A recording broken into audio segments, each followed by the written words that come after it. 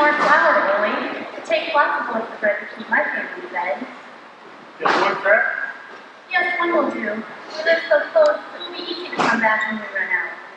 This is so much nicer than when Oscar had to go clear to Fort Dodge or Sioux City for our supplies. Why, I would be away with the children for days, with more adventures than I could for, well, with Indian snakes and such. Well, I'll get back and take it out to you here. Thank you, Ollie. Why, Amelia, it's nice to see you. See you, Bertha. I hope you didn't mind I sent Amanda over to get a loaf of bread yesterday. We had unexpected company and I didn't have enough to go around. Today is my bread baking day. Anytime.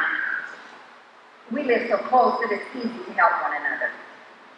This is too good to pass up. We need to find out more from these early Rembrandt customers.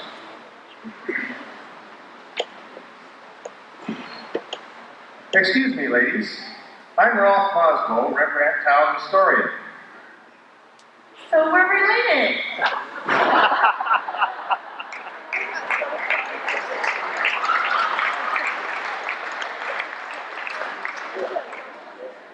I'm Bertha Hesla, daughter of Johannes and Anna Maslow. Which of my brothers are you descended from? Well, your brother Olaf is my grandfather. Let me introduce you to my friend and neighbor, Amelia Burtness. Nice to meet you, Rolf. Your great-grandparents lived just a half a mile from our place. And until we got dedicated roads into Rembrandt, we had to go north to the Maslow house, west, then south, and enter Rembrandt from the south. All that distance, and here we were just a stone's throw from Rembrandt. Yes, with the town platted in the middle of a quarter section, there was private property on 3 sides of the city and railroad property on the 4th, and getting roads to town was a problem. Personally, I think it hurt the early development here. But we have several fine businesses now. We have this general merchandise store, we have a hotel, we have a hardware store, we have a bank, Lumber yards, a creamery, a drugstore. and businesses seem to be just popping up all over. We hardly have to go any distance anymore to get supplies. Well, I know you ladies would like to be about your business, but do you suppose you could tell us something interesting that's going on in your lives? Well, Tennis and I have only been married for a few years. There is an interesting log cabin on our place, but it's old and drafty, and so Tennis built us a new home. My husband Oscar was born in 1865 in Lansing, Iowa. He was only 7 months old when his parents traveled to Buena Vista County to homestead. Well, how did they get here? They had no horses, so they hitched a cow and a 3-year-old bull to their covered wagon. It took them a month to get across the state to where we live now. And what did they do for shelter when they got here? Well, there were no building supplies, and the closest railroad was 60 miles away. So they dug a trench in the side of a hill and got poles from Sioux Rapids to hold up a roof until they could be better. Well, it appears that you and Oscar have done much better. Of course, you're referring to the big house on the hill that we hope to build. I'm planning on 15 rooms with 5 outside entrances, a sleeping porch, and oak woodwork. We have a large family, you know. It's been nice visiting with you, but I need to be on my way now. Well, thank you for your time, Mrs. Tesla. Mrs. Burtness.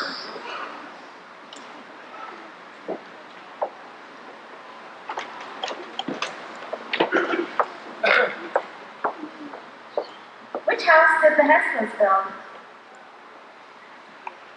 It's the one just east of Rembrandt where Mel and Mary and Fitz live now. And the log cabin that Amelia talked about? What happened to that? That has been moved to Storm Lake and preserved as part of the Buena Vista County Historical Society.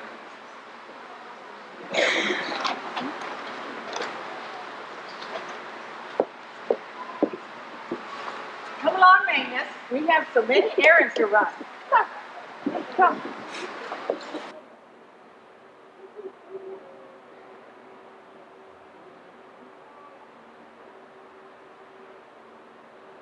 Mrs. Magnet, or Mrs. Alton, Magnet, what can I do for you today? Well, we need some sugar and some cinnamon. Are you going to make Rembrandt? Yes, if you can use yourself. What is Rembrandt? Rembrandt is a Norwegian treat that involves cooking cream thickened with flour. Most folks sprinkle sugar and cinnamon on it. That doesn't sound like anything I've ever had. Could I visit with these people about their lives? Sure, go for it.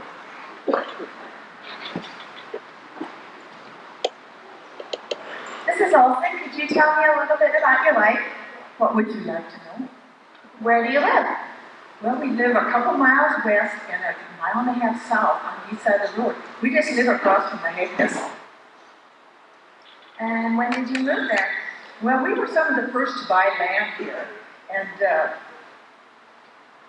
it was surveyed and divided into sections. But there were no roads. Well, then how did you get to town? Well, there was no Rembrandt either. We had to take the high grounds when we went, and Kittle was one of the first to pave the way to the road up to the roofs. How did he do that? Well, he had 4 oxen for teams and a grader that was 6 foot wide, and he had a man that would ride on the grader, and he had the oxen that he steered.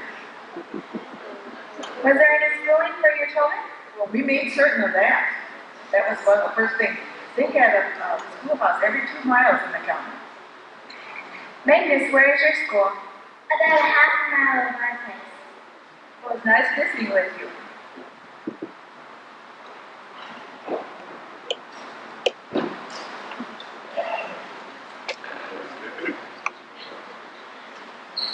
Could we visit with Ole Circlip? You mean Ole Hegner? Sure. Let's see what he can tell us about life in Rembrandt in 1906. Looks like we better back off. He has a customer. Ole, GA, back for a visit? How are things in Sioux Falls? Sioux Falls has more opportunities than I anticipated. I've met myself a fine young lady there. Any special plans? Well, I was thinking we might be able to get married, and then we could move back to Rembrandt. I could even start a mercantile business like you have. Did I hear GA? Would that be GA Risted? Yes, it would. Rolf Boswell, Rembrandt Town Historian here. We'd like to learn as much as we can about Rembrandt in 1906. Now, I understand that your father is a minister. Perhaps you could tell us something about the churches in Rembrandt. Well, faith in God is important to us townfolk.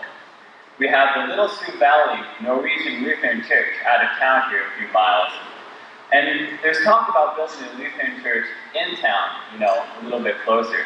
And the Methodists are also thinking about starting a church in town soon. Well, how long has that Norwegian Lutheran church in the country been around? Longer than I've been alive. It was started in 1868 and was finally finished and dedicated in 1887. Well, where did the people worship before the church was finished? The Brown and Dolly schoolhouses mostly. Of course, they also had services in people's houses. Well, what about the Methodists and the Lutherans in town? Well, they went to the Wilmerling or Haraldson halls. I think we're going to see a lot of churches moving into town in the near future, though. Well, thank you for your time, Mr. Misty. We'll have to catch Ole another time.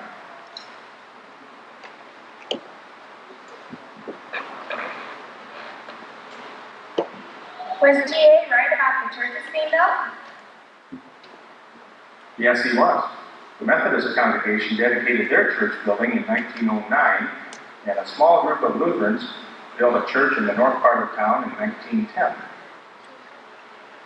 Are those the same churches that are in town today? Well, actually, neither of those buildings exist right now. The Methodist First Church was destroyed by fire in 1930. They soon replaced it with the brick structure that they use today. How about the Lutheran church?